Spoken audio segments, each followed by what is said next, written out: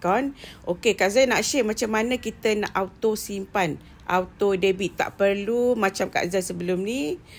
Kak Zai akan buat manual, simpanan manual. Okey, Kak Zai akan share macam mana kita nak klik ataupun nak auto simpan. Klik dekat profile. Pergi dekat simpanan. Okey, laman utama. Okey, laman utama. Di laman utama. Okey, klik pula simpanan. Okey, dekat simpanan ni, okey, you all klik dekat simpanan. Tambah simpanan. Okey, klik tambah simpanan. Okey, yang ni macam diri sendiri ni kita buat manual.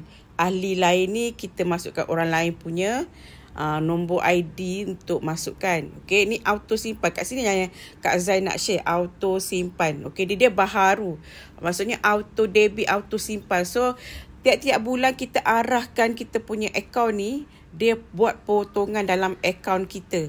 So, Kak Zai pun baru buat untuk financial 2026. Kak Zai pun dah edit untuk caruman setiap bulan secara auto simpan. Maksudnya, setiap bulan KBSP akan potong dalam akaun kita. So, Kak Zai decide untuk 2026 setiap bulan pada 27 bulan. Yang setiap 27 bulan ni pun kita boleh edit. Maksudnya, ikut kemahuan kita, tarikh tu bila. Dia pun boleh edit kat situ. Okay. You all boleh buat pilihan bank supaya setiap bulan dia akan auto simpan dalam kita punya tabung KWSP kita. So, you all boleh lihat butiran. Yang ni Kak Zai dah edit semua.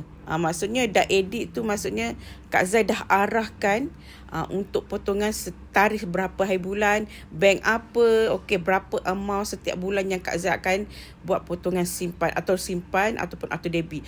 So, kalau siapa yang dah tak nak ada masalah untuk auto simpan, boleh klik bawah tu batal auto simpan. Okay, you all boleh back.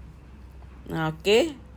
Kat sinilah kita punya history setiap bulan kita buat punya potongan. Okey. Untuk auto simpan ni KBSP memang buat baharu punya, sebab sebelum ni Kak Zai macam mencari-cari juga macam mana kita nak buat auto simpan. So, you all boleh arahkan aplikasi ni untuk you all buat auto simpan secara bulanan. Okey, untuk long term dia sangat membantu. Lagipun dia ada dividen macam KBSP ni kan. Okey, Kak Zai pun sebenarnya banyak benefit. Banyak benefit Kak Zai gunakan untuk KBSP ni, macam untuk bisnes, untuk pelajaran Kak Zai guna, untuk PKP. Masa PKP memang Kak Zai banyak keluarkan simpanan dalam KBSP lebih 30,000 Kak Zai buat pengeluaran untuk KBSP.